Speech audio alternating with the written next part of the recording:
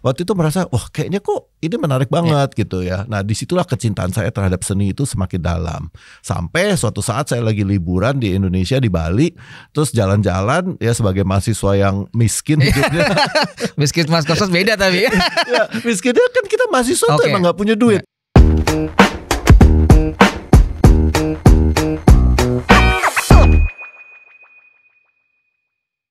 Balik lagi di DPP, Domi Punya Podcast. Terima kasih teman-teman yang sudah subscribe, share, like, komen. Ada di YouTube-nya Mature Indonesia dan juga di Instagram-nya mature.idn dan juga ada di TikTok dan pastinya kalau kamu cari di Tweet ada juga. Oke, gak usah lama-lama. Terima kasih ya. Selalu menanti kolega siapa yang akan hadir dan hari ini spesial banget. Karena perspektifnya akan berbeda. Karena sebelum-sebelumnya kita pasti mengundangnya seniman, perupa, atau mungkin industri kreatif. Sekarang kita akan mencoba menanyakan perspektif lain. Karena memang ini adalah selain juga kolega ini hidup atau mungkin beraktivitas di dunia yang disebut dengan arsitektur. Ini juga akan mengoleksi karya dan aktif. Detailnya seperti apa? Terima kasih ya Mas Kosmas Gozali sudah menghadir dan sudah mau mampir di DPP gitu Mas. Sama-sama Mas. Iya. Oke Mas. Jadi aku tuh sering banget ngelihat Mas Kosmas beberapa postingannya dari Instagram tuh aktif ya kan. Lalu juga informasinya kalau ada acara-acara pasti ada Kosmas nih, Mas Kosmas terus gitu. Sampai bosen kali ya. Tapi menariknya adalah yang aku tahu memang latar belakang Mas Kosmas sendiri tuh dari arsitek ya. Iya, jadi saya memang sekolahnya arsitektur. Karena memang dari kecil itu saya sebenarnya dari kelas 5 SD udah pengen jadi arsitek gitu loh. Ya, jadi udah nggak ada pilihan lain. Maksudnya bukan nggak ada pilihan lain, tapi di pikiran saya cuma memang mau jadi arsitek karena saya dari kecil tuh emang suka melukis, menggambar dan sebagainya. Tapi terus kemudian saya juga merasa saya cukup baik di bidang matematika, fisik, kimia dan sebagainya. Terus jadi kalau itu di-combine adalah arsitektur gitu kan. Kalau cuman sisi fisik, kimia dan matematika pasti jadi civil engineer gitu kan. Betul. Nah, jadi dari itu. Nah, jadi dari kecil udah kepengen. Tapi kan waktu zaman dulu hidup sebagai seorang arsitek tuh kan kayaknya nggak punya masa depan ya. Ya belum kan? Terlalu populer Mas ya? Iya, sangat tidak populer kan. Ayah saya waktu itu juga sebenarnya tidak pernah mengatakan tidak setuju gitu, tapi dia selalu menunjukkan contoh-contoh arsitek yang hidupnya susah gitu loh, ya kan? Sebuah gambaran. Iya, sebagai gambaran gitu. Tapi kan justru itu yang membuat tantangan buat saya ya. Dimana akhirnya saya harus mengatakan, oke, saya harus bekerja keras ya supaya saya tidak menjadi seperti itu gitu loh. Nah, tapi saya tetap tidak akan pernah merubah pilihan saya gitu. Memang akhirnya kuliah di mana Mas? Saya kuliahnya di Austria, di Wina. S1 dan S2. S1 S2 di sana. Ya, karena sekolah di sana memang kita selesainya tuh diplom ing itu adalah S2 karena setelah itu kita ambilnya doktorat gitu. Oke. Kalau kita ngomongin mungkin tadi sudah intro sedikit latar belakang tentang arsiteknya si versi Mas Kosmas. Nah, akhirnya kan kalau aku lihat dari postingan selalunya hadir di pameran, membeli karya dan juga salah satu board di programnya Ovisi. Nah, sebenarnya ada hubungannya nggak sih Mas karya misalnya dari Mas Kosmas mengkoleksi dan latar belakang arsitek itu ada nggak? Gini kan dari kecil itu kan saya sebenarnya suka melukis. Cuman kan melukis itu nggak punya waktu ya. Waktu mulai sekolah serius apalagi udah di mahasiswa itu pasti kita nggak punya waktu lagi ya kan. Nah tapi pada suatu saat tuh waktu di sekolah itu saya kan harus belajar mengenai sejarah seni rupa Eropa ya kan. Nah waktu belajar itu saya tidak merasa itu harus belajar gitu. Saya merasa kayak saya lagi baca buku ceritaan gitu ya. Jadi saya banyak cari literatur di luaran di perpustakaan dan sebagainya. Kita belajar mengenai Toulouse-Lautrec, mengenai Gauguin, mengenai segala macam seniman pada waktu itulah ya, seniman barat ya. Dan itu menyenangkan sekali. Jadi maksudnya menyenangkan adalah saya membaca buku itu tidak merasa beban sebagai suatu pelajaran, tapi saya merasa sebagai suatu lagi baca buku cerita gitu. Nah akhirnya kecintaan saya terhadap seni rupa itu menjadi sangat dalam. Bahkan pada waktu ujian gitu kita bisa menganalisa gitu ya karya-karya seni ya. Oh kenapa ini begini, bentuk kalau barok tuh seperti apa, kenapa dia segitiga, dan kenapa ini terus kemudian Renaissance seperti apa. Jadi saya malah waktu itu merasa wah kayaknya kok ini menarik banget gitu ya. Nah disitulah kecintaan saya terhadap seni itu semakin dalam. Sampai suatu saat saya lagi liburan di Indonesia, di Bali, terus jalan-jalan ya sebagai mahasiswa yang miskin hidupnya. Miskin Mas Kosmas beda tapi. Ya, miskinnya kan kita mahasiswa tuh emang gak punya duit gitu istilahnya kan. Terus udah gitu ngelihat karya, terus hatinya berdebar-debar gitu, kayak kepengen banget, terus gak bisa tidur malamnya, besok balik lagi ke galeri. Akhirnya tawar-menawar, akhirnya saya belilah itu karya. Nah itulah karya koleksi saya yang pertama gitu, dan sampai hari ini saya masih memiliki gitu. Masih ada nih, disimpan. Wah itu ada ceritanya soalnya Mas ya. Karena itu karya pertama kan. Nah sejak itu jadi addicted ya. Sebenarnya collecting itu addicted banget gitu. Nah tapi kan dengan berjalannya waktu, tentu mahasiswa kita nggak bisa beli-beli lagi ya, duit juga nggak ada. Itu karya pertama. Nah setelah saya lulus, mulai kerja ya, usaha, mulai ada uang, mulai lagi tuh ngelihat ke pameran, dikenalin sama orang kan, datang ke pameran gitu. Bahkan saya sering banget tuh datang ke pameran gitu kan. Nah terus mulai berkenalan dengan seniman. Zaman dulu kan orang apalagi kita ya laki-laki itu zaman dulu tuh orang koleksinya jam, mobil, nggak ada yang jual koleksi lukisan gitu kan. Koleksi lukisan tuh dianggap aneh gitu ya kan. Jadi kita membeli karya itu juga nggak pernah cerita-cerita sama orang gitu. Nah tapi kita kenal sama seniman ya, akhirnya hubungan kita menjadi baik dengan seniman ya kan. Dan di situ akhirnya kita banyak membeli hanya berdasarkan estetika, kita suka, kita senang ya, sama juga tentu dalam tanda kutip saling membantu seniman lah gitu. Nah, akhirnya ya terus aja tuh jadi berkelanjutan gitu kan gitu. Ngomong-ngomong, sebagai si Mas Kosmas ini mengkoleksi karya, kalau perspektifnya Mas Kosmas untuk bisa menilai karya ini kayaknya emang oke dan kayaknya patut dikoleksi, itu dari apa sih? Dari warna kah? Dari konsep apa? Gimana Mas Kosmas? Nah jadi kan sebenarnya kalau kita bagi itu ya, saya punya koleksi, periode koleksi saya itu ada 3 sebenarnya kan. Jadi awal itu kan hanya berdasarkan visual ya, visual dan rasa ya, kita suka kita beli ya kan. Nah terus sampai di tahun 2000 sampai 2005 itu tuh saya masuk ke dalam dunia manajemen seni ya kan. Saya manajemen seni, terus kemudian saya pernah jadi direktur auction house Larasati Singapura ya kan. Terus kemudian saya juga punya galeri. Nah di situ waktu di auction house saya mulai mesti belajar kan, belajar mengenai jual beli karya ya kan. Terus ini belinya berapa, jualnya berapa dan sebagainya. Nah, terus tiba-tiba di sana kita melihat bahwa ada faktor lain selain suka, ada faktor profit. Ya kan? Nah, itu yang akhirnya kita melihat lagi. Saya sih nggak pernah membeli untuk mencari profit ya, tapi waktu itu saya membeli setidak-tidaknya jangan sampai hanya sekedar suka gitu. Nah, tapi mungkin saya juga nggak tahu kenapa background estetika atau bakat dan sebagainya itu juga membawa saya mempunyai cara berpikir yang berbeda, analisa saya. Dan istilahnya syukur-syukur kebetulan juga puji Tuhan mungkin banyak karya-karya yang saya koleksi itu akhirnya di berjalannya waktu dia naik sendiri secara finansial ya, secara ekonomi. Nah itu yang akhirnya kita menjadi senang dong ya kan, walaupun boleh dibilang sampai hari ini saya nggak pernah menjual koleksi saya gitu loh ya kan. Tapi auction house kayak Christie's, Sotheby's tuh udah pernah approach saya gitu, ayo Mas ini udah waktunya jual, tapi saya emang suka gitu, jadi saya tidak menjual. Tapi secara pribadi kan hati kita senang aja ya, at least value-nya udah naik gitu kan.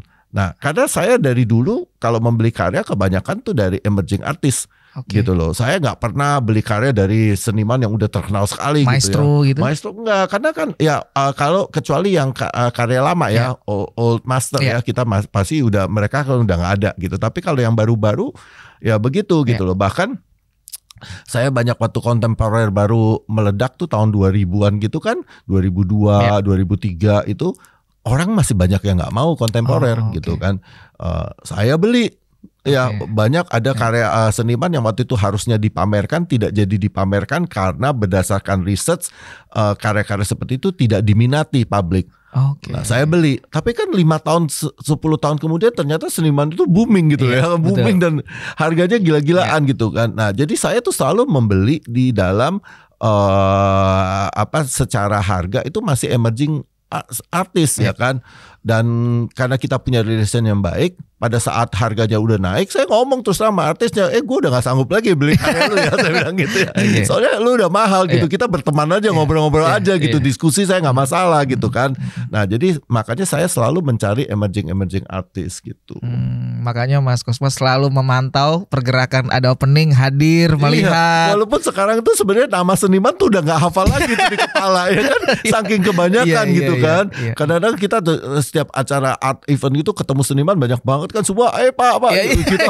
Waduh ini siapa lagi di kepala gitu. Tapi saya selalu melihat karya-karya yang menurut saya itu menarik dan menurut saya itu bisa istilahnya menjadi sesuatu. Tapi untuk bisa ke sana penilaian kita memang tidak bisa hanya secara visual.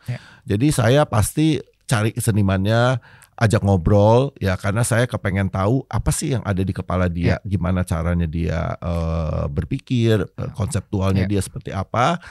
Dan yang selalu buat saya menjadi penting adalah kepribadian daripada seniman tersebut gitu loh ya kan, karena banyak orang, bukan hanya seniman ya, orang itu yang tiba-tiba menjadi sukses terus dia lupa gitu ya kan, dan dia menjadi sombong. Nah itu kalau orang udah mulai sombong itu adalah akhir dari segala-galanya gitu.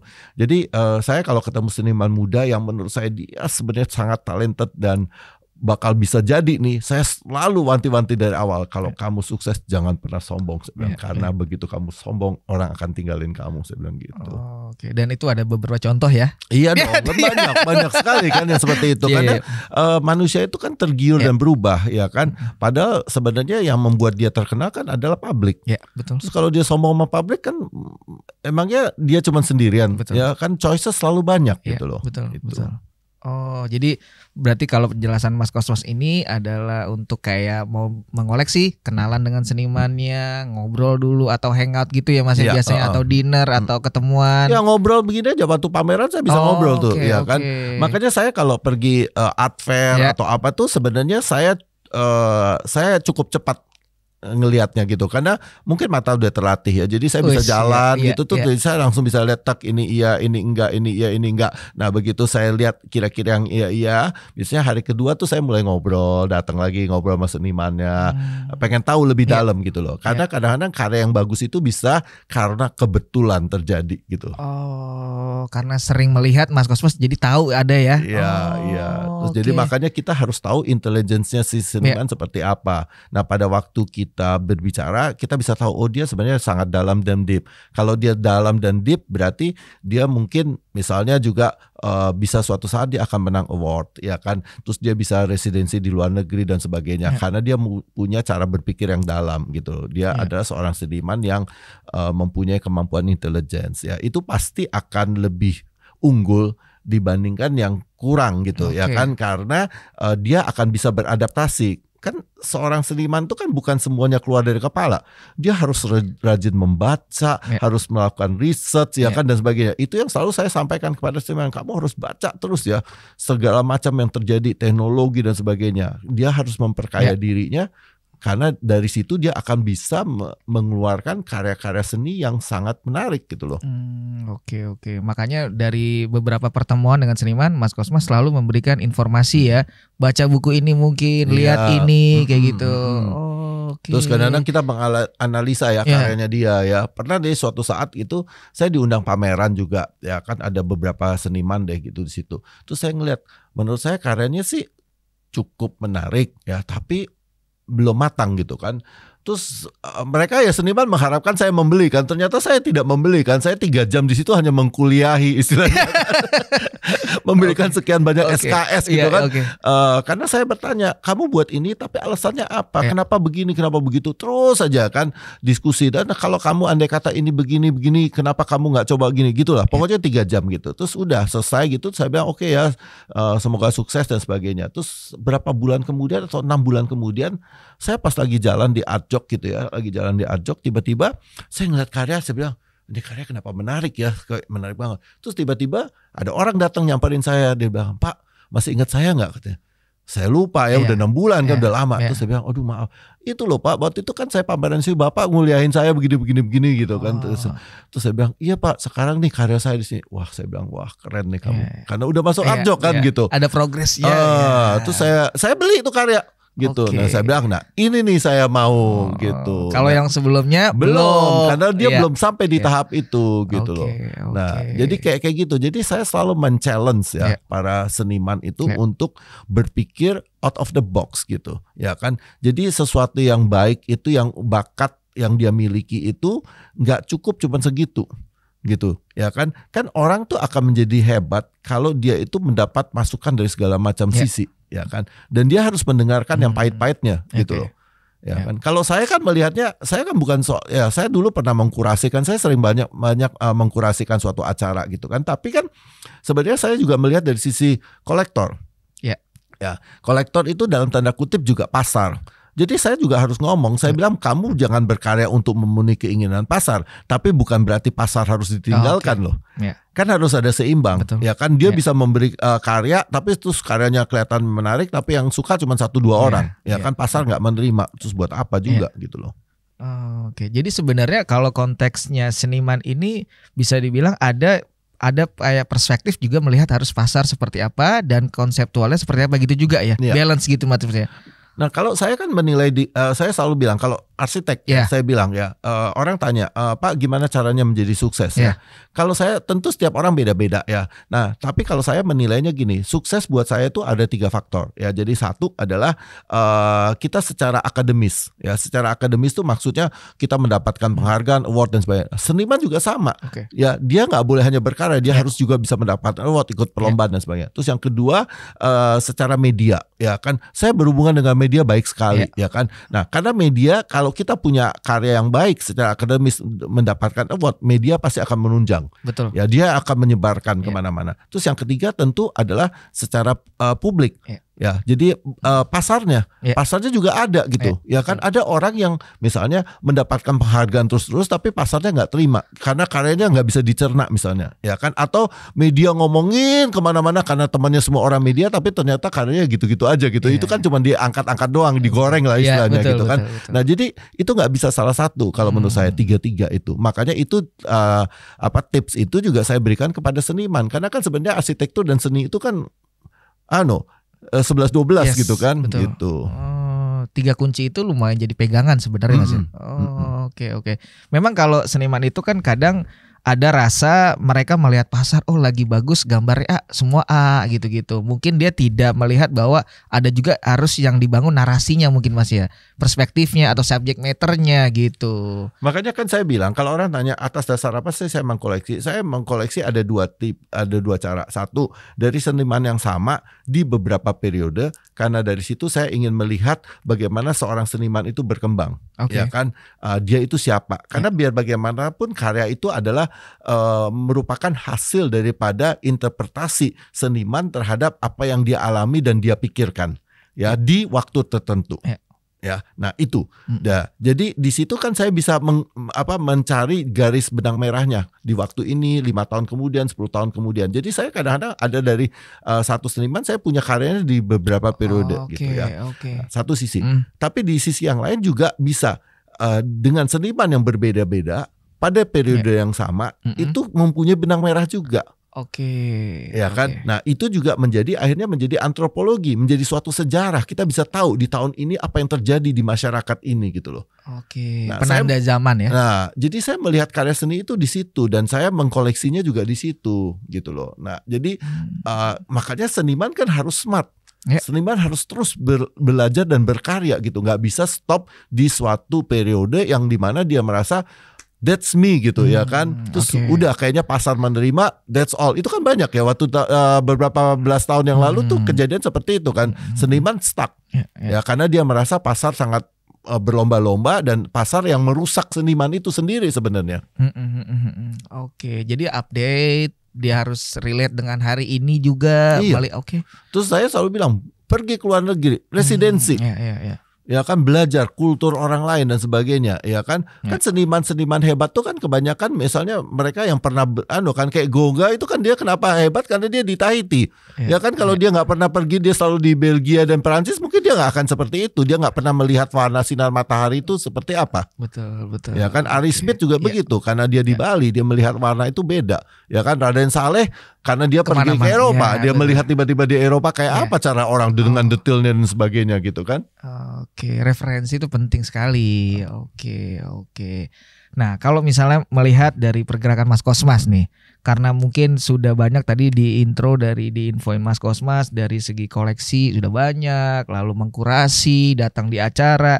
Nah, kalau aku lihat kan sekarang juga memang bagian dari boardnya OPC itu. Iya. Nah, itu boleh jelasin nggak sih Mas? Itu pergerakan apa gitu? Atau jadi apa? OPC itu adalah suatu perkumpulan organisasi dari para kolektor yang baru mau memulai koleksi. Jadi tujuannya kita itu adalah ingin memberikan pengetahuan atau knowledge semaksimal mungkin kepada kolektor-kolektor baru ini supaya dalam mengkoleksi itu tidak hanya sekedar visual, tapi banyak faktor-faktor lainnya. Nah, makanya kita tuh banyak sekali acara-acara yang kita adakan setiap bulan. Kita punya acara, terutama juga termasuk collectors house visit dan sebagainya. Nah, dari situ nanti para kolektor-kolektor yang udah lama ini akan menceritakan bagaimana cara mereka memilih karya, apa yang mereka lihat dan sebagainya. Nah, itu akan menambah pengetahuan, ya kan. Nah, jadi OPC ini sudah ada mulainya di Jepang sebenarnya awalnya ya, kemudian sudah ada di mancanegara, ada di China, di Taiwan, di Singapura, Malaysia dan Indonesia. Indonesia kita ada boardnya, kita ada 5 tapi yang aktif 4 ya, Dr. Melani, Tom Tandio, saya dan Winda Malika. Nah, itu yang kita bawa terus. Jadi member kita sekarang udah 120-an orang ya kan. Dan kita membuka mata mereka gitu. Jadi saya punya beberapa kenalan yang saya tahu nih awalnya dulu mengkoleksi hanya berdasarkan visual ya. Tiap kali kalau bilang Pak menurut Bapak ini oke nggak gitu. Ya saya nggak bisa bilang jelek ya, namanya selera orang. Lalu saya bilang kayaknya selera dia jelek. Saya bilang bagus sih, tapi kalau saya nggak akan pilih itu gitu. Terus jadi mulai dia bertanya kenapa? Oh karena menurut saya misalnya background filosofi daripada karya itu kurang kuat ya kan. Dia hanya menyenangkan mata ya. Terus kemudian tekniknya juga kurang gitu. Nah jadi akhirnya saya mulai membawa nih. Nah kalau saya sukanya ini dan kenapa? Nah, jelaskan. Nah sekarang teman-teman saya yang itu tuh udah mulai tuh bergeser. Karena udah mulai bergeser, jadi kita kadang-kadang kalau di pameran jadi rebutan karya gitu, karena matanya udah ngeliatnya sama gitu kan. Gue mau ini, gue juga mau, gue udah duluan gitu kan, kayak gitu. Oh, jadi itu selalu memberikan informasi ke yang mungkin entry level ini ya, yang regenerasi kolektor berarti bisa dibilang ya. Memang penting sekali ya, karena kalau dilihat kan senimannya sudah banyak banget dan setiap tahunnya selalu menelurkan seniman-seniman baru. Kalau kolektornya juga nggak ada penerusnya, itu kan agak timpang tindih, beda gitu jadinya ya. Dan itu kan kenapa namanya One Piece Club, karena mereka diwajibkan membeli 1 buah karya dalam 1 tahun. Makanya One Piece Club, a club from itu. Nah, harga kita nggak ada patokan. Jadi mau 100.000 sampai 100 juta, 100 miliar terserah gitu ya kan. Tapi harus dari living artist. Nah, terus kemudian member kita itu tidak boleh seniman, tidak boleh galeri. Karena kita tidak mau ada transaksi di antara member gitu kan. Jadi gak enak kan kalau sama-sama dia nawarin karya terus gimana nih gua gak suka tapi sama-sama teman gitu kan. Nah itu yang gak boleh gitu. Jadi kolektornya baru emerging kolektor lah mungkin ya. Kalau yang sudah udah established mah gak perlu ya, gak perlu diajarin. Tapi ada juga sih yang mau ikutan sama kita karena dia pengen tahu nih info-info baru gitu kan. Update juga soalnya kan. Iya. Nah, terus kemudian karya yang dikoleksi oleh atau dibeli oleh para kolektor muda ini akan kurasikan, kemudian kita akan memamerkannya setahun sekali gitu loh. Oh, jadi hasil dari huntingnya mereka ini dikumpulin, dibikinlah grup show. Udah beli apa aja nih? Iya, tapi dikurasikan kan. Tetap dikurasi. Nah itu yang paling susah mengkurasikannya, karena kan tiap orang bedinya beda-beda. Betul. Ya kan, jadi saya yang mengkurasikan, jadi mesti mencari benang merahnya apa. Jadi orang harus sudah summit dulu, terus baru saya bisa jejerin semua ini puluhan karya terus baru ini temanya ini temanya ini gitu. Jadi kita mesti cari benang merahnya itu. Kita pertama kali di Roh, yang kedua kita di Gajah Gallery. Oh Gajah gitu. Ya. Itu semuanya dari si para member. Iya. Dan tidak dijual, hanya untuk dipamerkan. Kalau memang ada yang tertarik dengan informasi OPC ini, sebenarnya ada syarat khusus apa selain tadi diinformasikan sebenarnya? Sebenarnya nggak ada syaratnya, ya itu yang tadi saya bilang kan, nggak boleh galeris, nggak boleh seniman, ya kan. Terus kemudian ya mereka tentu harus ngisi data segala sama bayar member fee, ya kan, setahun sekali gitu loh member fee-nya kan. Nah nggak banyak sih, cuma 1,5 juta gitu, karena sebenarnya acara kita kan banyak banget, itu udah kepake tuh. Kita mau bikin pamerannya tahu dong bikin pameran biayanya berapa, kan kita nggak pernah charge lagi gitu loh gitu. Istilahnya itu uang kas lah ya. Itu jadi terkoneksi di beberapa titik tadi, ada dari Chinese, ada juga beberapa daerah lagi ya. Taiwan. Kalau gitu di Indonesia kan cuma satu ya. Iya, nggak, paling banyak kan ada di Jakarta membernya. Tapi kita juga ada OPC Surabaya. OPC Surabaya udah ada 7 orang membernya gitu. Ya kita maunya di mana tiap-tiap ada kota yang ada kolektornya, kita mencoba mereka untuk membentuk OPC ini gitu loh. Oke. Makanya kalau aku lihat dari rangkaian kegiatan kayak kemarin terbaru Arjok itu rangkaian rombongan datang visit gitu ya. 81 orang gitu. Iya. OPC-nya 50-an, sisanya 30-an tuh galeri yang dari luar negeri. Jadi nggak ada galeri Indonesia yang ikutan. Jadi galeri luar negeri itu supaya mereka mulai belajar berkenalan dengan para member kita. Dan saya sering banget kan ditanya sama galeri-galeri luar gitu kan, seniman Indonesia mana yang mereka harus lihat, mereka harus lirik, ya kan. Banyak beberapa yang saya istilahnya rekomendasi itu benar-benar dibawa tuh ke Hong Kong, ke Jepang dan sebagainya gitu kan. Kita juga ingin seniman-seniman yang baik itu mendapatkan istilahnya publikasi secara internasional, kan gitu. Kan buat mereka juga positif gitu loh. Ada exchange program juga ya. Oke. Nah, kalau di dalam si OPC-nya itu mereka sebenarnya ada nggak sih sebenarnya melihatnya kayaknya aku mau investasi di sini gitu, ada nggak mereka kayak yaudah deh cobain beli karya yang nantinya mungkin ada nilai tambahnya gitu? Ya bisa aja, ya kan, itu setiap orang pasti bisa ke sana, ya kan. Makanya tapi kan investasi itu macam-macam ya. Orang bisa melihatnya investasinya dari segi hanya finansial, ya kan. Tapi kan kita nggak bisa selalu mengharapkan di situ. Betul. Ya kan. Jadi saya selalu bilang pertama-tama adalah kita harus suka.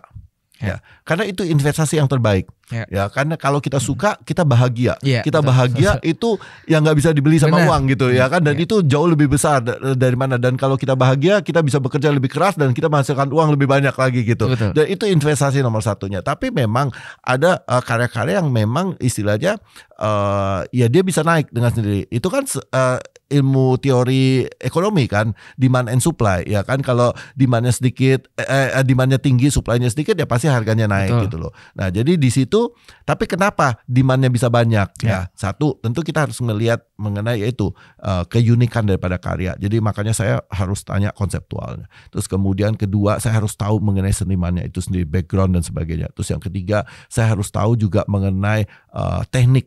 Ya, jadi teknik itu sekarang kan udah teknologi udah canggih banget, betul, ya.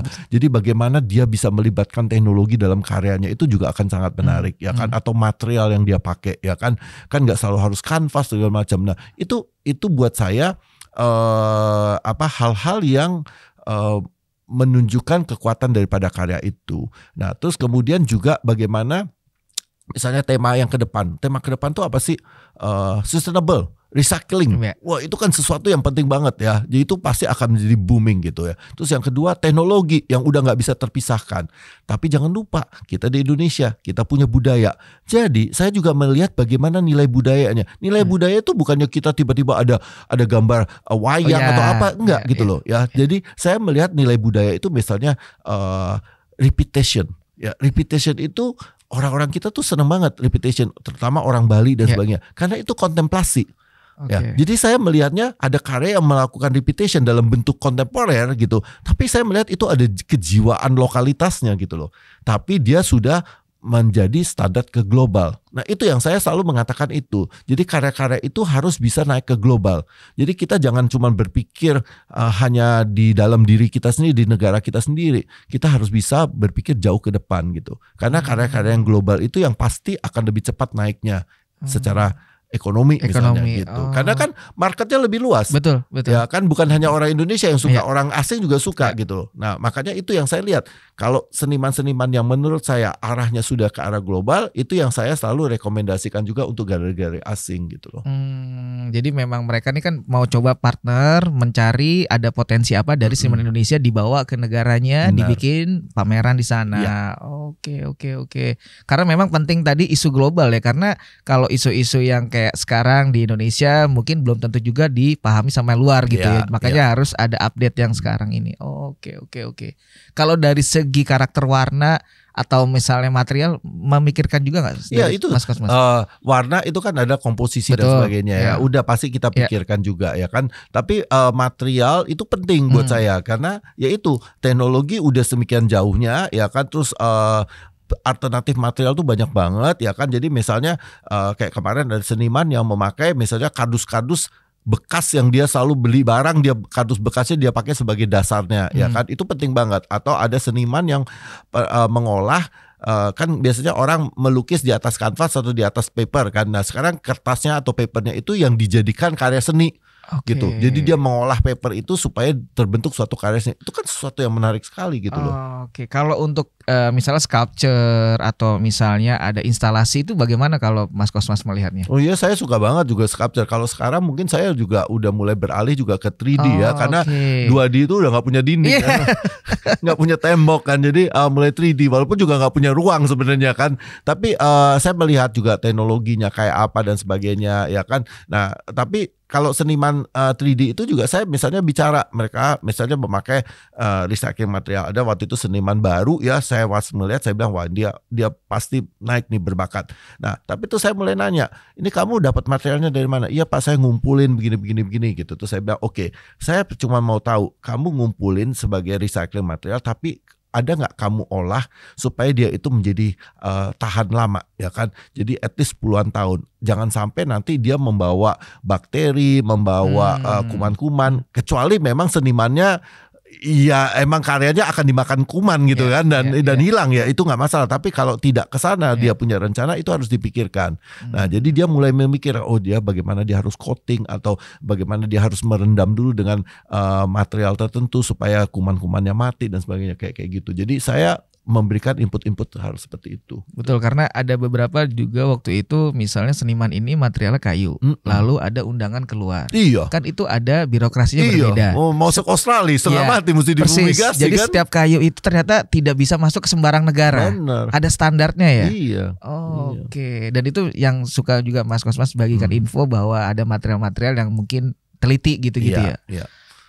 Makanya seniman itu wajib apa istilahnya residensi ya.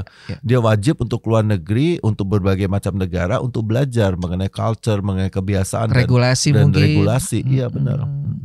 Karena memang nggak sangat disayangkan juga kalau mereka belum melihat yang lebih kayak di museum standar seperti apa gitu. Ada baiknya memang ada program-program residensi atau apply di program itu ya. Benar.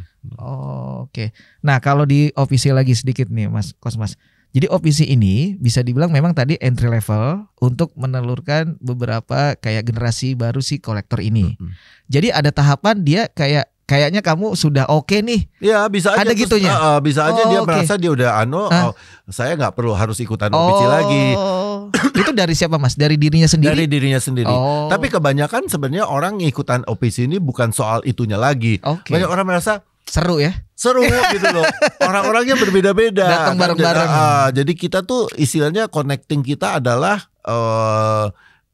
human relation gitu kan. Dan jangan lupa human is an art ya. Betul. Human is very unique gitu kan. Gitu. Bisa ngobrol dengan lain orang, lain perspektif. Dan itu semua backgroundnya kan berbeda. Ya, cuman benang merahnya cuman satu, seni rupa ya kan. Jadi mereka bisa dokter, lawyer, ya kan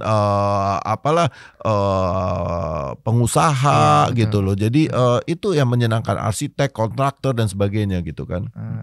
Tapi kalau pertanyaannya untuk Mas Cosmas sendiri ya, sebenarnya rahasianya apa nih sampai sekarang benar-benar stay fokus, masih enjoy datang ke pameran, itu apa sih rahasianya Mas? Saya selalu mengatakan gini, arsitektur, kan saya orang arsitek ya, jadi arsitektur is my life. Saya nggak mungkin hidup tidak sebagai seorang arsitek. But art is the food for my soul. Gitu loh. Jadi jiwa kita kan harus perlu makan juga. Nah, seni itu adalah yang memberikan makan di jiwa saya gitu. Jadi saya akan merasa tenang, senang ya kan. Walaupun fisiknya lelah tapi hatinya senang gitu kalau saya lihat seni. Jadi kalau saya istilahnya kan saya punya usaha sendiri kan pasti problematik banyak ya gitu kan, menjalankan suatu usaha itu tidak mudah kan, ada manusianya, ada ekonomi dan sebagainya. Nah kalau saya udah sumpek gitu, istilahnya pergi ke pameran itu menyenangkan banget gitu loh, itu merilekskan saya gitu. Terus belum lagi bertemu dengan orang-orang dan sebagainya gitu. Jadi that is makanan buat jiwa saya supaya saya tetap eksis dalam hidup ini. Apalagi ngobrol sama senimannya langsung ya kan. Sering juga ada mungkin perdebatan sama seniman, sering juga Mas? Oh ya bisa aja kan, karena dia bisa punya pendapat yang berbeda kan. Nah ya itu nggak masalah gitu kan. Tapi kan ya kita saya bukannya sombong atau apa, tapi kan saya itu kan posisinya adalah yang juga mendengarkan pasar itu seperti apa. Ya kan, kita kan banyak dengar dari orang lain kan, orang ngegosip kan juga banyak.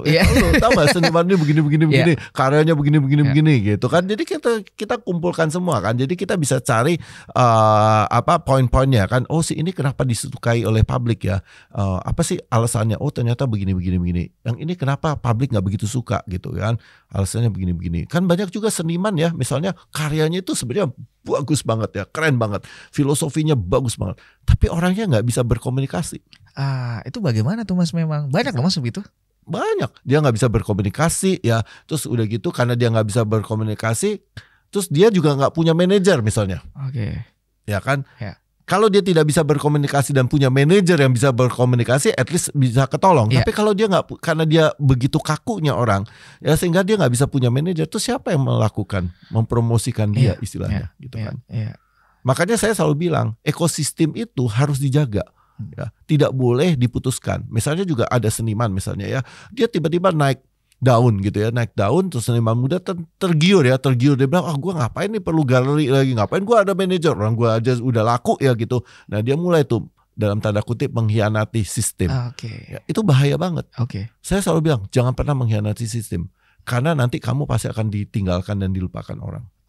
Jadi kalau penjelasan dari Mas Cosmas, ekosistem yang baik itu runtutannya gimana Mas? Semua ada dong, mulai dari mulai dari seniman ya kan, terus udah kurator ya kan, terus galeri, promotor ya kan, sampai ke kolektor. Ya kan? Tapi ada beberapa berjalannya waktu ada yang shortcut. Dan itu mungkin akan jadi kan yang nakal dua pihak. Ya kan, kolektornya bisa nakal, ya kan, terus artisnya juga nakal. Kan kolektor merasa saya bisa dapat harga lebih langsung murah, shortcut, gitu. Ya kan. Ngapain bayar galeri sekian banyak begini. Senimannya juga pikir gitu. Saya bisa dapat, saya kasih lebih murah dikit dari galeri aja, saya dapatnya lebih banyak daripada saya lewat galeri. Tapi siapa yang melakukan promosi itu? Karena memang sekarang zamannya Instagram Mas, mereka direct sell gitu, mereka saling DM, saling chat untuk bisa berkomunikasi dan mungkin jadi ada deal lah di situ. Itu yang mungkin yang nggak sehat kali ya Mas ya. Iya. Seberapa kuat dia terus melakukan? Bukankah seniman tugasnya berkarya? Ya kan, bukan mempromosikan diri, itu kan orang marketing. Ya kan, kalau dia sibuk di Instagram untuk memposting karya-karya dia kapan dia berpikir, terus akhirnya dia akan terpengaruh untuk melihat, wah ini yang lagi tren ini, ya udah gue bikin itu aja, terus kan dia shifted, terus pasti suatu saat dia akan istilahnya kualitasnya akan turun karena dia terpengaruh oleh publik yang terlalu besar itu. Oke, dan juga instannya tadi ya Mas ya. Oke, makanya dijaga dengan cara ya udah galeri, berpameran, ada kurator. Terus ada kurator, ada orang yang mengatakan ini karya lu nggak bagus nih kayak begini gitu ya. Lu harus berpikir, ada yang maksain dia harus baca buku, ada yang maksain dia harus bereksperimen. Ya kan? Tapi kalau dia tidak punya orang-orang seperti itu kan dia akan manja dengan dirinya sendiri. Udah enak gitu. Gue udah bisa jual sendiri gitu. Dan itu pasti nggak lama tahannya. Oke, dan pernah bertemu banyak dengan... Banyak loh. Banyak, apalagi kan waktu tahun 2007 itu boom seni rupa booming banget kan. Saya dulu selalu bilang, jangankan kanvas kosong, seniman yang ngeludah aja orang langsung DP-in gitu ya kan. Iya benar-benar. Dan di era itu Mas Cosmos bagaimana? Membeli Justru di era itu saya stop. Jadi ada sekitar 3-4 tahun itu saya stop ya. Saya juga malas banget pergi ke pameran waktu itu karena menurut saya terlalu berlebihan. Seniman selalu merasa udah di langit ketujuh ya kan? Karena harganya udah gila-gilaan ya kan. Terus yang namanya goreng-menggoreng terlalu banyak ya kan. Terus kolektor juga kayaknya kok terlalu mengemis-kemis nih sama seniman karena bisa ngantri dan sebagainya.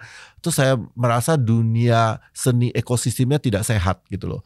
Nah karena waktu itu tidak sehat, saya agak ke belakang, mengundurkan diri. Saya hanya mengamati karena saya pikir buat apa saya harus ikut-ikutan dalam permainan ini, karena saya mulai mengkoleksi karena memang saya mencintai, bukan untuk mencari profit atau apa gitu. Walaupun kemudian karya-karya yang saya koleksi secara finansial atau secara ekonominya menjadi nilainya tinggi, tapi bukan berarti itu tujuan utama saya sebenarnya gitu. Walaupun banyak orang yang bilang, lu bego banget ya, ngapain kan harusnya ya oke, it doesn't matter, everybody has their own choice. Ya, betul. Jadi sebenarnya itu justru malah momen untuk menahan diri ya. Karena tidak bisa dilihat nih kayaknya udah nggak oke lah caranya dia menaruh harganya, sistemnya direct langsung studio seniman kayak gitu ya. Kan? Bisa tiba-tiba kanvas ukuran 1,5 atau 2x2 ya kan, terus tiba-tiba cuma satu garis merah gitu dengan tanda tangannya gitu kan, terus kayaknya orang wow gitu, terus kan apa gitu loh maksudnya saya. Oke, senimannya bisa mengatakan ini kan konsepnya begini-begini, tapi kan kita juga nggak bodoh-bodoh banget gitu loh istilahnya. Tapi memang sebenarnya apa ya membuat di era 2007-2008 itu boom seni rupa apa sih Mas sebenarnya kalau dari perspektif Mas Cosmos apa? Tiba-tiba orang melihat ya kan itu kan pertama-tama kan tahun 98 ya. 98 itu krisis ekonomi. Orang kan bingung ngapain. Tapi ternyata karya-karya seniman master waktu itu ternyata mudah untuk dijual. Banyak orang kan akhirnya mulai menjual di Christie Hong Kong, Sotheby's dan sebagainya di luar negeri. Dan orang pikir, oh ternyata lukisan ada value-nya. Ya, ada nilainya. Ternyata dia bisa menjadi uang. Ya, yang tadinya hanya sebagai di dinding atau di mana ditaruh di gudang, tiba-tiba sekarang loh bisa laku $20,000, ya $30,000. Nah, terus orang kan mulai melihat dan bergeser. Terus akhirnya orang bilang, oh ternyata ini menjadi komoditi ya. Gitu. Nah, terus tentu ada komunitas-komunitas yang melihat celah-celah itu juga, terus mulai melakukan yaitu transaksi-transaksi itu. Terus auction house juga mulai berkembang ya. Tahun 2000 di Indonesia juga ada auction house dan sebagainya. Nah, itu adalah tempat-tempat orang untuk bisa melakukan transaksi-transaksi itu kan. Gitu. Tiba-tiba kan karya yang tadinya 5 juta nggak laku, atau di auction laku 70 juta kan orang bingung kan. Iya, betul. Terus kan nggak semua orang tahu asalnya berapa. Terus orang cuma bilang gila nih, harga price list pertama 5 juta terus lakunya 70 juta. Ya kan begitu ada pameran 30 juta orang rebutan beli. Bilang di auction 70 juta loh katanya gitu. Jadi memang ini sistem permainan yang cukup terorganisir juga berarti Mas ya. Tapi kalau dari perspektif Mas Cosmos ini bisa terulang lagi nggak di kemudian hari? Mungkin orang udah cukup belajar ya. Ya jadi udah. Tapi kan kemarin kan sebenarnya waktu NFT sempat juga terjadi ya kan, karena itu sesuatu yang saudaranya baru lagi Mas Cosmos Ghazali NFT kan ya. Iya, itu kan yang kan sebenarnya orang India Singapura itu yang pertama kali kan. Nah, tapi kan karena waktu itu sesuatu yang baru, jadi orang pikir wah gitu. Orang kita kan senang banget ya ada sesuatu isu yang baru, wah semua gitu. Ya mungkin nanti 5-10 tahun lagi kalau ada sesuatu yang menciptakan yang baru bisa aja terjadi gitu kan. Memang kalau NFT itu momen juga sih Mas ya. Orang nggak bisa kemana-mana stuck dan uangnya masih ada, akhirnya dilarikan ke sana mungkin dipikirkan aset baru gitu ya. Benar. Oke. Ini Mas Cosmas kalau dilihat kan mungkin banyak kegiatan ya. Kayak misalnya OPC udah, kolektor selalu hadir ya kan. Terus yang aku lihat sekarang ini lagi persiapan yang Kids Binale. Ya, terlibatan Mas Cosmas ini di Kids saya Binale sebagai board advisor di Kids Binale ya kan. Terus karena saya melihat tujuannya kan bagus banget ya, positif banget gitu. Terus jadi waktu saya kan sama Gi juga udah kenalan lama gitu kan. Jadi waktu itu saya 2 tahun yang lalu kan saya bikin acara JAF, Jakarta Architecture Festival. Kan saya juga di pengurus di asosiasi. Nah, makanya aktif banget Mas, itu gak capek Mas di mana dia. Saya pengurus di asosiasi. Terus saya bikin acara itu, terus Gi support saya waktu itu. Saya minta dia berkolaborasi ya gitu. Nah, terus kemudian waktu kemarin Gi mau bikin ini juga saya nanya kan, lu apa rencananya apa gitu kan. Nah, saya kan udah sering banget bikin pameran, bikin acara gitu kan. Terus saya bilang, ini gak bisa begini gitu kan. Harus gini. Akhirnya Gi bilang, udah kok tuh harus saya bantuin ya. Ya udah saya bantuin kan gitu. Nah, jadi makanya kita mau bikin itu. Tapi sebenarnya yang menjadi ketertarikan saya adalah temanya ya. Jadi itu kan adalah untuk anak-anak yang mendapatkan perundungan dan berkebutuhan khusus ya. Kita selalu merasa diri kita tuh baik dan aman. Padahal sebenarnya kita itu bisa menjadi, atau gini, kita itu kan tidak sempurna, tidak ada manusia yang sempurna. Cuman kita harus tahu di mana sih kekurangannya kita. Banyak orang yang nggak tahu atau dia mendinai kekurangannya dirinya sendiri. Ya, satu. Tapi kedua juga kita bisa menjadi orang disabilitas. Anytime. Kita nggak pernah tahu apa yang terjadi. Ya kan? Kalau kita udah mulai lanjut usia aja kita udah disabilitas. Atau kita masih sehat muda, besok kita jatuh, tiba-tiba kita stroke, kita jadi disabilitas. Nah, jadi menurut saya kita harus menghargai orang-orang seperti ini gitu loh, karena mereka sebenarnya sama kita. Kita tuh semua disabilitas, cuman berapa persen, berapa porsinya besarnya itu semua beda-beda dan di mana bidangnya beda-beda gitu. Nah, makanya pameran ini tujuannya adalah untuk mengangkat value anak-anak ini supaya dia merasa bahwa dia tuh sama dengan manusia yang lain, bahwa dia juga punya value. Nah, terutama juga untuk orang-orang tua. Kan kalau di Jakarta mungkin edukasi jauh lebih baik, tapi banyak juga di daerah-daerah di mana orang tuanya mungkin edukasinya kurang. Ya, sehingga kalau mereka punya anak-anak disabilitas itu kan mereka menganggap itu azab lah, kan kena guna-guna dan sebagainya, ya kan. Nah, sehingga seringkali anak-anak seperti itu kan dibuang istilahnya, ya kan. Nah, kita mau mengangkat ini. Kita ada psikolog-psikolog yang di mana orang tua maupun anak-anak bisa berkonsultasi ya. Bagaimana sih caranya menghargai anak-anak seperti ini gitu. Nah, kita juga bekerja sama dengan banyak komunitas yang lainnya, komunitas disabilitas juga ya kan. Terus kemudian juga ada komunitas yang punya istilahnya penyakit di mana terserang ke sarafnya sehingga mereka sulit bergerak. Nah, itu mereka ternyata harus melatih saraf-saraf mereka dengan cara tangannya harus merajut misalnya gitu ya kan, supaya mereka ada kegiatan motoriknya. Nah, kita bekerja sama dengan mereka, nanti mereka juga mengajarkan anak-anak ini untuk merajut gitu ya. Jadi anak-anak disabilitas itu sebenarnya bisa ya kan, misalnya mereka bisa belajar memasak. Ya, jangan lupa loh, memasak dan memotong itu sebenarnya kontemplasi banget. Kayak terapi juga ya. Terapi ya. Dan mereka yang tadinya misalnya sangat emosionalnya tinggi, mereka bisa menjadi orang yang tenang gitu loh, ya kan. Nah, termasuk anak-anak yang mendapat perundungan gitu loh. Sebenarnya kan kita boleh bilang 40% kasus bunuh diri itu karena perundungan gitu. Dan yang seringkali pelaku-pelaku perundungan adalah korban-korban perundungan sebelumnya gitu loh. Nah, jadi rantai gitu Mas ya. Jadi itu yang kita harus membawa mereka, melepaskan mereka, memutuskan mata rantai itu gitu loh. Hadirlah Kids Binale ini. Iya. Gi, dipromoin nih Gi. Berapa hari sih Mas acaranya? Sebulan, dari tanggal 3 sampai 31. Openingnya tanggal 3. Sampai di Galeri Nasional. Di Galeri Nasional. Dan di rangkaian itu ada workshop dan lain-lain itu ada pasti. Banyak sekali kegiatan-kegiatan.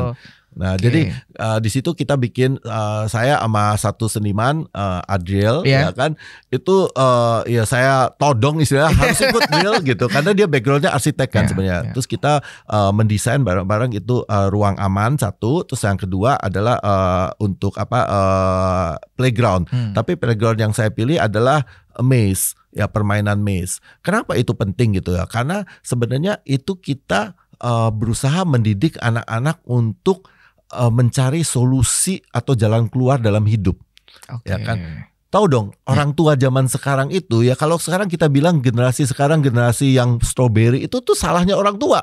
Ya kan, kita belum apa-apa, anak lari dikit, hati-hati nanti jatuh, emangnya kenapa gitu ya kan, nggak masalah ya kan.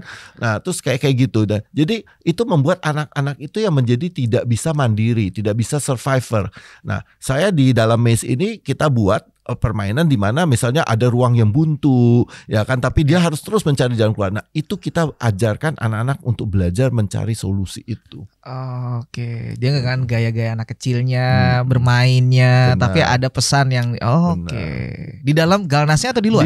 Di luarnya. Outdoornya, kita bikin di outdoor. Saya kayak labirin gitu ya? Iya kayak labirin. Saya bikin semua dengan plywood ya, yang kita saya selalu kalau bikin pameran suka banget pakai plywood dengan sistem pasak. Jadi kita nggak pakai kayu, nggak pakai paku, nggak pakai apa. Jadi semua dengan sistem dengan sistem pasak itu dia bisa berdiri semuanya. Kayak knockdownnya ya? Iya. Tanpa ada si paku-paku itu. Iya. Jadi ilmu arsiteknya diterapkan di sini. Oke. Wah beruntung logi di kolaborasi Mas Kosmas. Oke. Itu berarti opening sudah mulai dibuka. Ya, sudah dan itu udah kayak memang ada, mungkin tiketing ada Mas?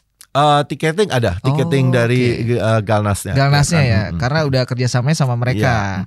Berarti sudah mulai preparing dari sekarang nih ya? Udah ini lagi masang gitu ya. Nah, terus nanti maze-nya itu kan karena plywood kan kita dapat sponsor juga ya untuk cat. Jadi nanti anak-anak juga bisa melukis-lukis di situ gitu. Jadi buat saya itu adalah interaktif ya. Jadi kita kepengen membuat sesuatu di mana anak itu bisa melampiaskan emosinya dalam bentuk yang kreatif gitu loh. Ya kan. Nah, saya rasa anak-anak tuh penting banget karena zaman sekarang kan kita semua mainnya di gadget. Betul.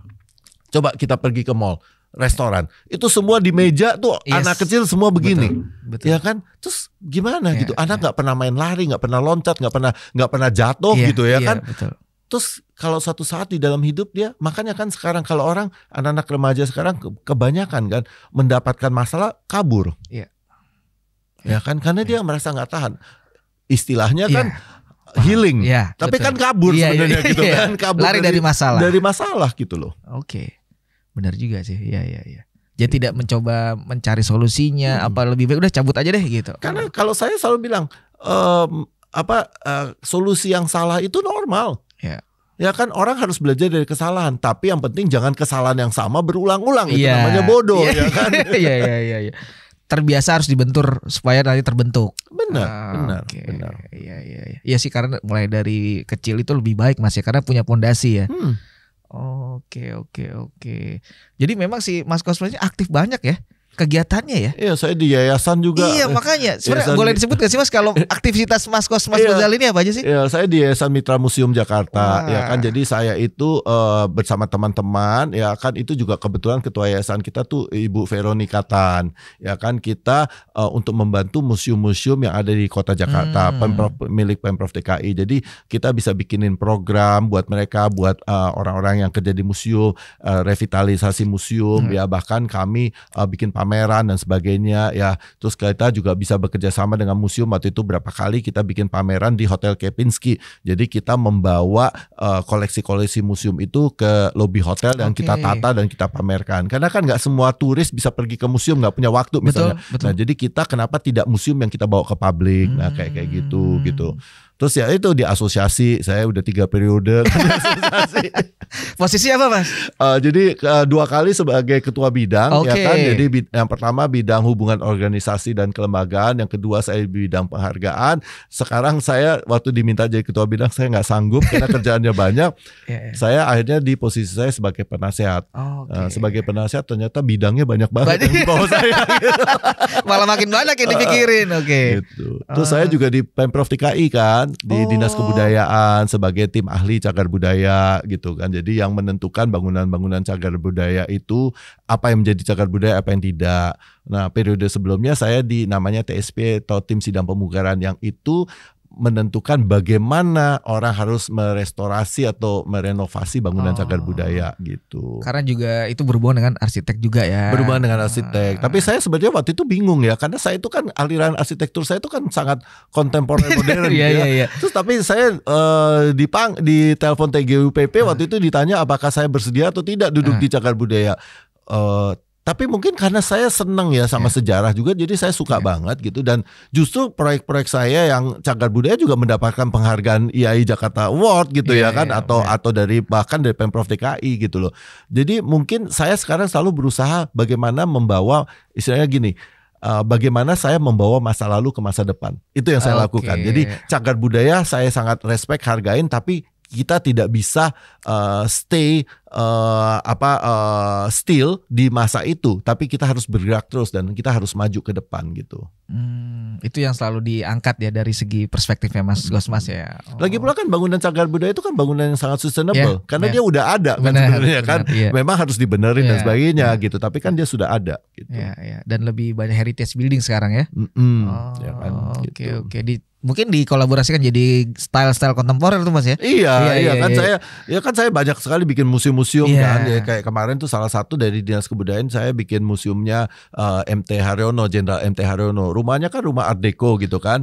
Nah, tapi kita ada tambahan bangunan baru yang kita perlu buat library, buat apa gitu, kita bikinnya sangat kontemporer. Tapi kontemporernya juga itu ada ukuran jarak-jarak tiangnya tuh semua sesuai dengan bangunan Art Deco punya jarak dan sebagainya, ketinggian dan sebagainya gitu. Tapi bahasanya bahasa yang kontemporer gitu.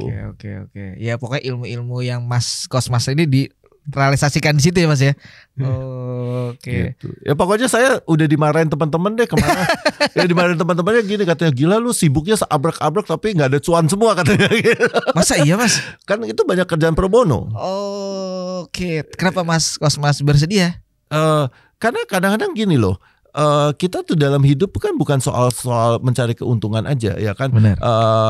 Ya uang itu bukannya tidak perlu, sangat perlu. Tapi banyak orang lain yang juga memerlukan tenaga dan keahlian kita. Betul. Gitu loh. Betul. Ya kan. Terus selama kita tidak kalau kita tidak memberikan keahlian kita, daripada dipakai orang lain dan salah, lebih baik Mas Gosmas ambil. Kita yang sharing kan. Betul. Wah, amal jariahnya banyak Mas. Mulia gitu, berbagi. Iya. Makanya tetap segar, sehat karena dilakukannya dengan ikhlas Mas. Iya, sama saya juga rajin berolahraga. Olahraga apa Mas? Saya jalan dan lari di GBK almost every day. Every day? Hari ini juga? Tadi pagi ya. Tadi pagi? Iya. Memang rutinitas selalu ya. Makanya terlihatnya sehat, fit, dan mau ada pameran di mana aja berangkat gitu kan. Surabaya, Solo, Jogja gak masalah gitu kan.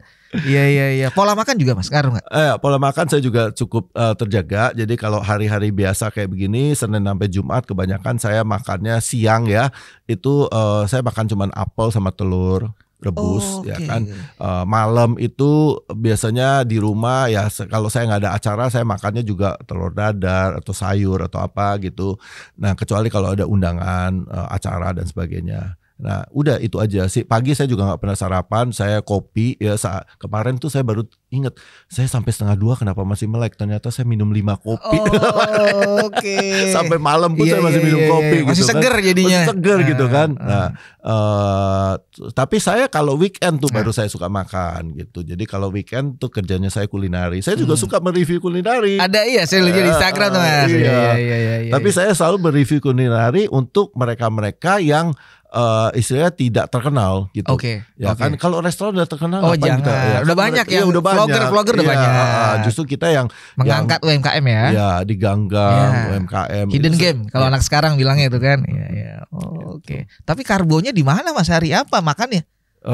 Ya itu karena saya juga tidak pemakan karbo sebenarnya. Jadi karena saya suka makan bakmi ya. Jadi kalau udah weekend tuh kan saya makan bakmi, jadi sudah karbo gitu. Tapi kan karbonya juga misalnya kalau kita makan sayur ya, bangsanya wortel dan sebagainya itu kan udah karbo sebenarnya. Iya. Gitu. Tapi hari-hari nggak terlalu karbo, nggak ada nih Mas? Enggak. Oke. Saya itu kan orang kuno ya. Orang tua saya juga dari dulu, ibu saya kan selalu bilang, kamu kalau nggak makan nasi nanti sakit. Ya kan orang dulu kan gitu kan. Kamu kalau nggak makan nasi harus nanti sakit. Saya tuh nggak terlalu banyak makan nasi. Ada sih kalau udah mulai nasi goreng saya doyan banget gitu kan. Apalagi nasi goreng pete gitu ya, doyan banget saya gitu. Tapi saya emang tidak pemakan karbo gitu loh. Nah jadi waktu saya selesai kuliah, saya balik ke Indonesia, ibu saya masih ngomong gitu juga. Kamu kok nasinya nggak dimakan? Enggak mam, enggak, aku enggak. Kamu kalau nggak makan nasi nanti masuk angin sakit. Saya bilang, mam saya nggak makan nasi bertahun-tahun, lulus juga tuh kuliah saya.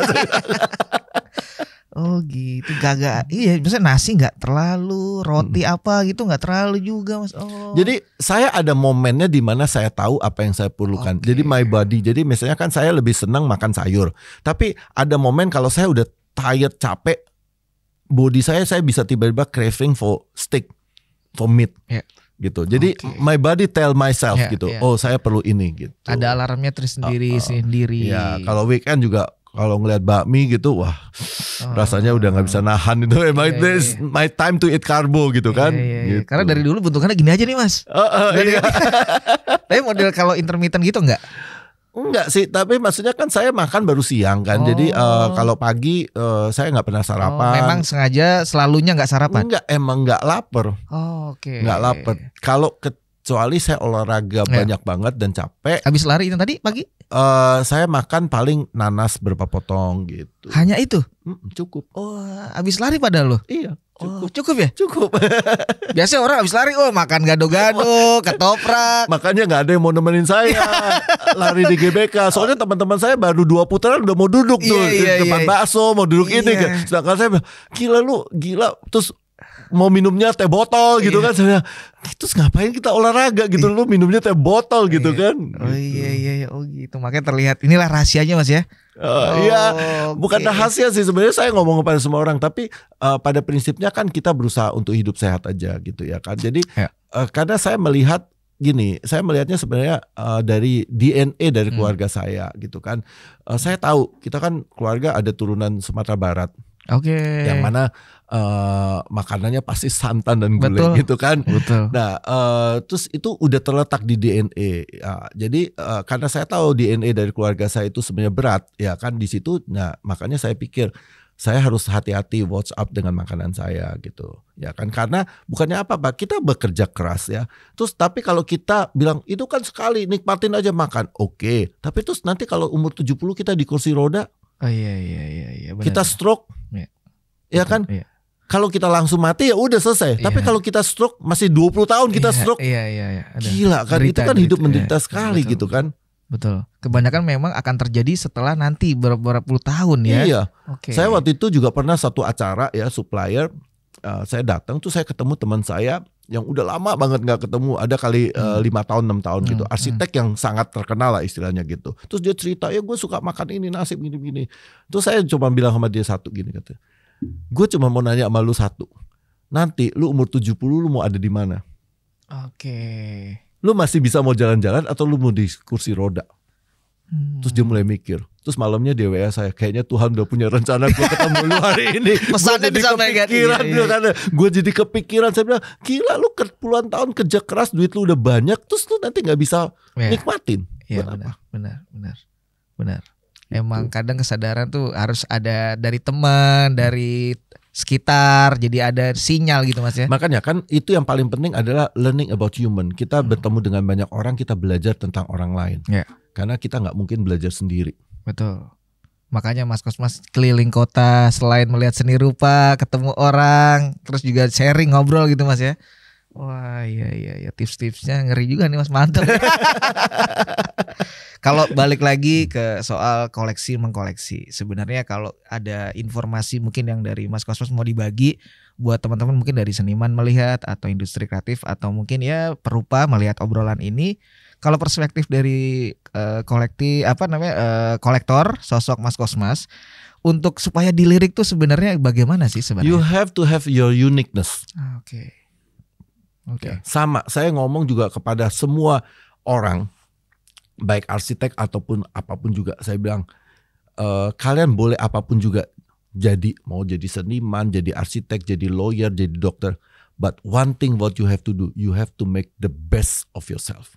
Karena kalau kamu yang terbaik, orang akan mencari. Jadi kalau seniman dia punya karakter, jadi yang terbaik, jangan nanggung-nanggung. Jangan niru-niru orang. Maksud saya bukannya berarti kita tidak bisa belajar dari orang ya. We have to learn from other. Tapi jangan meniru. Makanya saya kalau ngomong di kampus ya, kan orang suka nanya, Pak saya pengen banget jadi seperti Bapak. Saya bilang no, don't ever dream to be like me. Because you are what you are. Kamu harus menjadi yang versi yang terbaik dari diri kamu. Tapi bagaimana kamu bisa mencari menjadi versi yang terbaik dari diri kamu kalau kamu tidak mencoba segala hal, termasuk segala macam kegagalan itu. Karena kita harus menggali diri kita, apa yang kita mampu, gitu kan. Karena kita suka banyak nggak tahu, kita udah nyaman di suatu hal, terus kita lupa bahwa sebenarnya kita punya kemampuan yang lain. Makanya saya selalu istilahnya apa ya, men-challenge myself kan, gitu loh. Termasuk saya udah pernah naik Gunung Rinjani. Lagi viral nih kemarin nih. Iya. Naik Gunung Rinjani. Lagi liburan juga nggak ada rencana sebenarnya 2 hari di pantai. Saya bilang bosan banget ya 2 hari di pantai ya, gue bukan orang bule liburan gitu kan. Terus saya nanya orang lokal, kalau liburan di Lombok orang kemana? Naik Rinjani gitu. Saya bilang, ayo kita naik. Gitu aja. Itu juga bagian dari meditasi gak kali ya? Oh bukan meditasi, itu perjuangan antara hidup dan mati itu. Orang jalannya longsor gitu, berpasir semua, tangan saya pada berdarah-darah kan. Terus saya kan gak punya sepatu hiking dan itu sepatu biasa gitu kan. Terus itu juga malam-malam buru-buru ke matahari beli jaket ya, kata orang bilang dingin kan gitu kan. Jadi ya udah, tapi really is istilahnya you challenge yourself ya untuk to be survive gitu loh.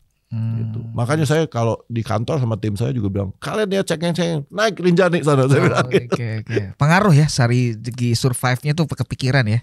Karena kita tuh di tengah hutan satu, terus kita punya pilihan, lu nggak mungkin kita balik sendiri, tetap harus naik dengan segala bebannya itu, terus kemudian harus makan apa adanya, minum apa adanya. Kan saya minum di botol gitu kan, orang ngambil dari sungai, itu warnanya kayak Coca-Cola begitu. Kita nggak tahu dalamnya apa.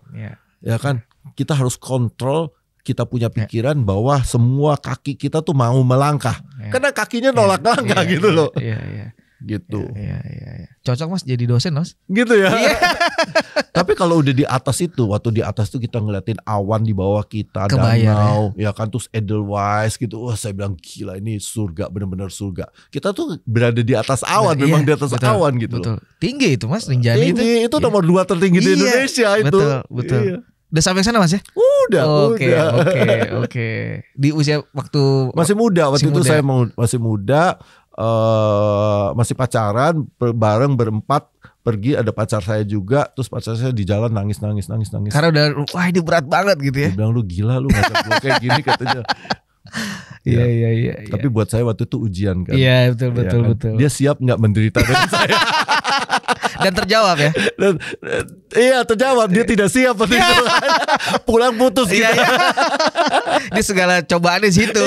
Usah dimaki-maki, lu keterlaluan lu ngajak gue susah kan gitu. Tapi ada hikmahnya. Benar.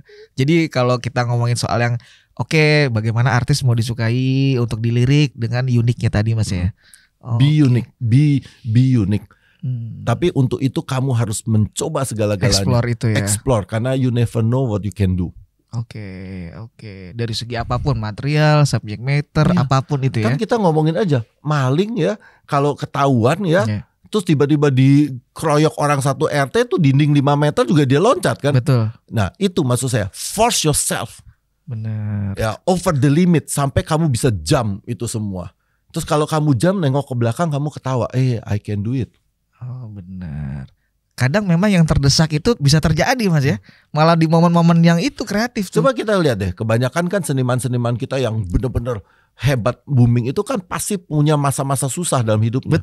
Betul. Benar-benar. Ada benar-benar yang dimana titik terendahnya, tapi justru itu menjadi bahan bakarnya dia untuk bisa sekarang lebih go internasional. Iya. Kan kebanyakan semua seniman dari negara yang sangat maju itu kan karyanya begitu-begitu aja. Gitu loh, karena dia tidak pernah struggling kan. Iya, benar. Benar. Makanya saya juga banyak sekali membeli karya dari seniman-seniman di saat dia struggle itu. Karena di situ menurut saya identitas dari seniman itu sangat berasa. Berbeda kalau udah laku Mas ya. Oke, paham. Oke, iya benar. Saya pernah ya ada satu seniman saya suka banget karyanya. Waktu dia pertama kali mulai keluarin karya itu saya suka banget tuh karya. Tapi saya nggak pernah bisa dapat karena selalu keduluan orang ya. Sampai akhirnya dia ngetop, terus dia mulai karyanya, wah bagus-bagus gitu ya, warna-warni, masih laku gitu. Terus suatu saat ada orang nawarin saya, Pak mau nggak karya si ini gitu. Saya bilang saya nggak suka karya dia yang ini. Ya saya tuh suka karya awalnya dia yang pertama kali, saya bilang gitu ya kan. Karena menurut saya yang karya ini tuh terlalu indah. Ya, emosinya nggak keluar lagi gitu. Terus orang ini nanya nih sama senimannya. Terus senimannya ternyata masih punya satu, itu karya dia yang dia simpen, karya pribadinya. Terus karena katanya Pak Kosmas yang mau, boleh deh. Dia jual deh ke saya gitu. Saya dapat tuh akhirnya karya itu yang saya bertahun-tahun nungguin. Karena nggak pernah dapat karena selalu keduluan orang. Tapi banyak seniman kan tahu kalau saya biasanya beli karya emang untuk saya, nggak pernah saya jual. Gitu. Dulu saya pernah punya galeri ya kan. Nah, itu di galeri kita menjual karya, tapi yang namanya koleksi pribadi ya koleksi pribadi gitu loh. Banyak banget berarti Mas ya. Jangan ditanya. Karena setiap tahun pasti ya ada pembelian ya. Nah, kalau sekarang kan saya mungkin 5 tahun terakhir banyak membeli karya itu pasti dari emerging artist kebanyakan ya kan. Terus tujuannya apa? Karena tujuannya sebenarnya memotivasi para seniman muda ini ya kan. Kan saya melihat misalnya mereka berbakat, kan kita tahu ya seniman di Indonesia apalagi yang muda-muda itu kan juga banyak yang sangat struggling ya kan. Nah kalau kita membeli karya mereka, satu secara finansial mereka terbantu. Terus yang kedua kan buat mereka itu suatu endorfin buat mereka. Dia, karya gue dikoleksi loh. Sama Pak Kosmas misalnya gitu. Itu kan merupakan suatu men-trigger mereka punya emosi untuk berkarya lebih hebat lagi gitu loh. Benar. Nah, jadi itu yang saya lakukan gitu loh. Jadi dan tentu juga semua masih affordable lah ya. Saya selalu bilang kalau sama seniman yang udah mahal, saya bilang gue beli karya lu satu, gue bisa 20 karya seniman muda yang gue beli ya kan. Dan 20 orang doanya lebih banyak daripada satu orang buat saya ya kan. Iya. Oke, ya benar juga sih, benar-benar membuat orang juga yang kayak si seniman ini terpacu untuk lebih explore lagi karena ada satu kebanggaan kan, value wah udah dikoleksi sama Pak Kosmas atau kolektor ini. Iya. Itu kan buat mereka portfolio juga kan. Benar, gitu kan. Benar. Dia juga sangat ada, dia bangga gitu, confidence kan karena karyanya sudah dikoleksi gitu. Benar. Jadi kan yang paling saya merasa sangat tidak nyaman diri saya sendiri kan di mana saya pergi ke pameran terus kemudian nggak ada karya yang saya suka gitu kan. Wah saya sedih gitu kan. Terus seniman semua matanya udah memandang saya gitu kan. Tapi saya gimana gitu, karena saya tuh sekarang karena saya mungkin koleksi udah sekian puluh tahun ya, udah lama, dan koleksi saya juga sudah banyak. Dimana akhirnya saya kan tiap kali ingin membeli karya itu saya harus membeli sesuatu, mengkoleksi sesuatu yang saya anggap itu akan memperkaya koleksi saya. Sesuatu yang saya belum pernah punya gitu kan. Nah jadi kadang-kadang orang suka bilang, kok lu gak mau beli sih? Saya bilang, saya gak beli karena bukannya gak bagus, karena itu bagus dan sebagainya. Tapi satu, saya gak merasa saya harus memiliki lagi. Karena saya punya mungkin yang kemiripan di karya-karya yang lain gitu. Ya, dan karya yang bagus ini bukan memperkaya koleksi saya gitu loh. Nah, jadi itu yang saya selalu cari gitu. Jadi saya harus cari sesuatu yang baru. Makanya sekarang ini saya menjadi sangat cerewet istilahnya dalam mencari karya. Satu, terus yang kedua juga tentu ukuran ya. Ukuran saya udah nggak beli lagi yang gede-gede. Udah nggak punya tempat, dinding aja nggak bisa ya, nggak punya gitu. Jadi saya selalu mencari karya yang size-nya pas gitu kan, yang kecil, yang bisa taruh di mana-mana gitu, tapi berkualitas tinggi gitu. Jadi sekarang nggak terlalu soal size ya. Nggak mungkin. Saya dulu zaman contemporary Chinese baru keluar kan saya yang bawa tuh ke kolektor Indonesia. Ya kan gila. Gede-gede. Karena 2,5 meter kali 2 meter. Gila, mana sekarang mau taruh di mana? Betul. Ya kan. Semua orang bilang sama saya, bikin museum, ya kan? Soalnya beli karya tetap lebih murah daripada bikin museum bangunannya gitu. Kan saya arsitek jadi gue tahu. Iya, gitu. Iya, hitung-hitungannya tahu nih, dapurnya tahu.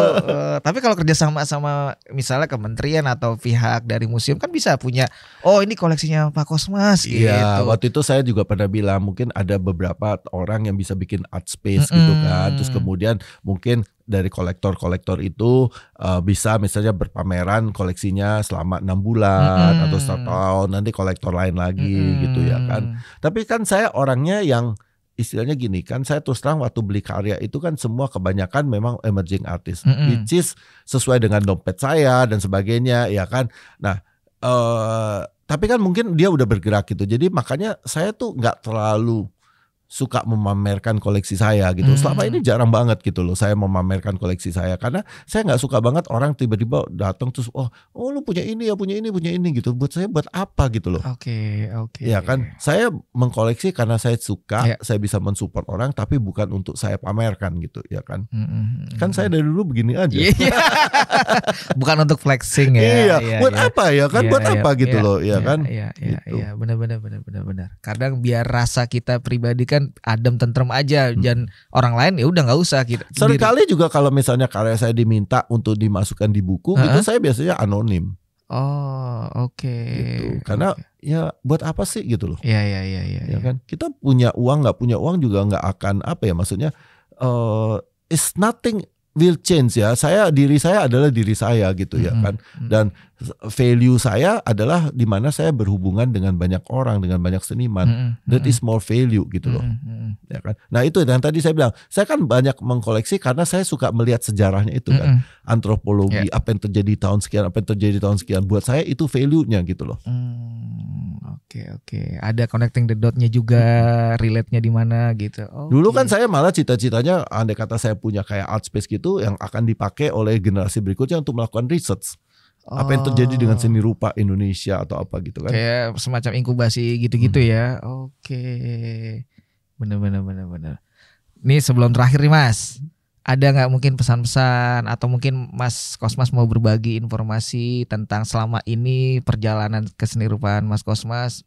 Mungkin entah itu masukan untuk seniman atau kolektor baru, mungkin terserah, mungkin Mas Kosmas.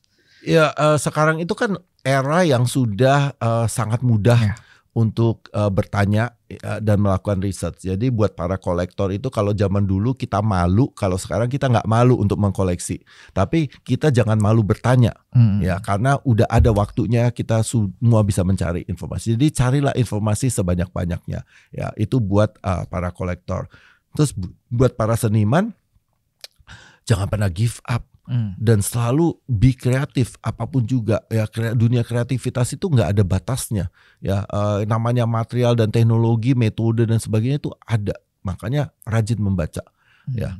Satu hal yang saya bilang, uang bisa habis, pengetahuan nggak pernah bisa habis. Benar. Jadi kita harus memperkaya diri kita dengan pengetahuan. Ya, bukan dengan uang. Uang akan datang dengan sendirinya. Bukan uang nggak perlu ya. Jangan bilang, oh Pak Kosmas bilang uang nggak perlu. Uang perlu. Tapi bukan itu menjadi motivasi utama kita. Ya, betul. Uang bisa dicari. Kalau ilmu kita terus harus belajar. Uang juga bisa dicari dan bisa hilang dalam sekejap. Oh iya benar. Ya kan, kamu bisa punya 200 triliun, besok tiba-tiba kamu ditangkap KPK, selesai. Oh iya. Benar. Iya. Gitu. Tapi kalau ilmu terus berkembang. Siapa yang mau rebut ilmu dari kamu? Iya, benar. Emang kalau Mas Kosmas sendiri pinginnya dikenal orang sebagai apa nih? Karena semua cabang ada nih. Just as a Kosmas Kusali aja gitu loh. Ya kan, makanya saya kan nggak pernah maksudnya saya paling nggak pernah mau misalnya dihubung-hubungkan, oh kamu tuh related sama si A, si B, si C gitu ya kan. Karena saya selalu bilang, kita darah bersaudara, dompet nggak pernah bersaudara ya kan gitu. Jadi nggak ada gunanya kalau saya related ke si A, si B, si C gitu ya kan. Saya mau melihat orang melihat saya sebagai Kosmas Kusali gitu. Kosmas Kusali yang sudah melakukan ini dan melakukan itu ya, dan sebagai seorang arsitek, seorang pencinta seni, dan sebagai human ya, sebagai manusia di mana ya kita terus hidup dan berkarya, dan kita menjadi bagian daripada society ini, di mana kita bisa istilahnya selalu mungkin sebagai lilin yang selalu bisa menerangi.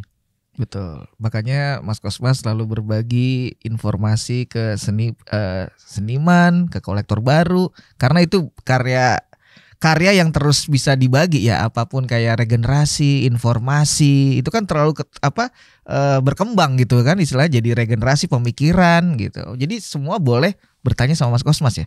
Silakan. Saya selalu bilang sama orang, kamu mau menanya mengenai pengetahuan, silakan DM saya, WA saya pasti akan jawab. Saya punya waktu, saya akan jawab. Semua orang tanya, oh lu ada orang nggak sih yang admin yang ngurusin? Saya bilang nggak, saya ngurus sendiri semuanya. Jadi semua orang pasti saya jawab, akan bertanya. Saya bilang kalau saya punya waktu, saya akan jawab. Dan banyak Mas? Banyak nanya ini Pak, kalau ini begini gimana gitu kan.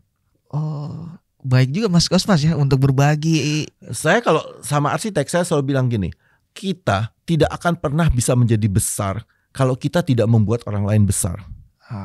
Okay. Karena kita tuh tidak hidup sendirian. Kita hidup selalu dalam komunitas. Ya kan? Saya sebagai arsitek kan nggak mungkin ngelakuin segala-galanya sendiri. Saya perlu tim saya. Terus gimana tim saya bisa mensupport saya kalau saya tidak sharing knowledge sama mereka? Betul. Iya. Karena ada beberapa poin orang kan kadang merasa tersaingi, Mas. Kan kalau saya selalu bilang kalau rezeki itu kan udah jalannya Tuhan. Betul sekali, benar. Ya kan, kita pelit ilmu, dia tetap sukses. Emang Tuhan bilang dia sukses, dia tetap sukses. Betul. Ya kan, tapi kalau dia sukses karena lewat kita, misalnya, kalau dia ingat kita, kita bersyukur. Dia nggak ingat kita juga nggak apa-apa gitu. Ya kan, nah itu aja. Tapi kan itu yang kita lakukan. Makanya kayak tadi saya bilang kan, saya beli 20 emerging artist yang doain saya mungkin 20 atau 10 juga nggak apa-apa gitu daripada cuma satu gitu kan. Betul. Mas, ini kita kalau ngobrol memang seru panjang sih Mas ya. Nggak pernah habis. Tapi ke depan boleh Mas, nanti kalau ada episode lagi boleh diundang Mas ya. Boleh, silakan. Karena emang kadang di YouTube itu kan kalau ini kan keluar di YouTube dan Spotify. Kalau durasi 3 jam gitu kasihan yang dengerin juga Mas. Tapi sebenarnya terima kasih Mas atas kehadirannya, kesempatannya bisa banyak ngobrol, ngejelasin Mas Kosmas tadi profil singkatnya. Ternyata aktivitasnya banyak, selain juga sebagai arsitek, ada OPC, ada Mitra Museum, lalu juga yang sekarang Kids Binale ya kan. Wah, itu waktunya ternyata ada asosiasi, aja. Asosiasi. Olahraga juga. Wah, tapi memang itu atas dasar kalau suka dan ikhlas pasti enjoy ngejalanin ini Mas ya. Benar. Kan dibilang tadi masalah pro bono, mungkin sebagian orang kalau pro bono kan malas ya Mas ya. Mas Kosmas gas aja terus gitu ya. Karena emang tapi suka. Kan gini, maksudnya tapi juga jangan disalah mengertikan. Karena kalau kita melakukan pro bono itu banyak orang berpikir bahwa semua itu pro bono, harus pro bono. Jadi ada orang yang datang approach saya, Pak bisa bantu ini nggak? Ya nggak juga ya. Iya betul gitu, betul. Ya, kan? Jangan paham. Jangan menyalahgunakan. Ya kan?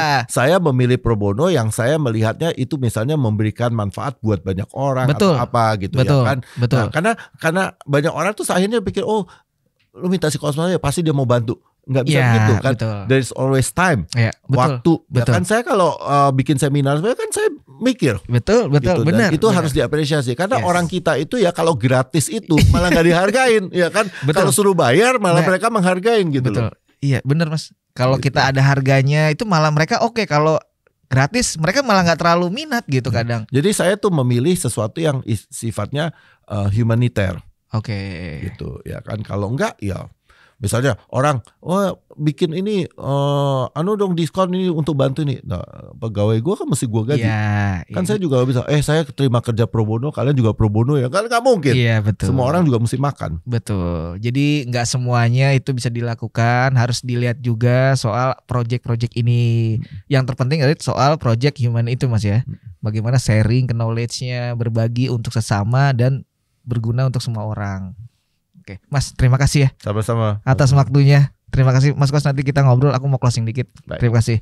Terima kasih teman-teman. Tadi udah ngobrol, ini banyak banget informasinya kalau dilihat-lihat memang image-nya kayak wah banyak banget dagingnya ya gitu. Karena obrolannya semuanya lebih kayak dosen dengan mahasiswa. Sharing informasi, motivasi dan informasinya perspektif Mas Kosmas dari arsitek, dari segi misalnya mengkoleksi karya, dan juga organisasi yang Mas Kosmas ikuti tadi kayak OPC seperti apa udah dijelasin.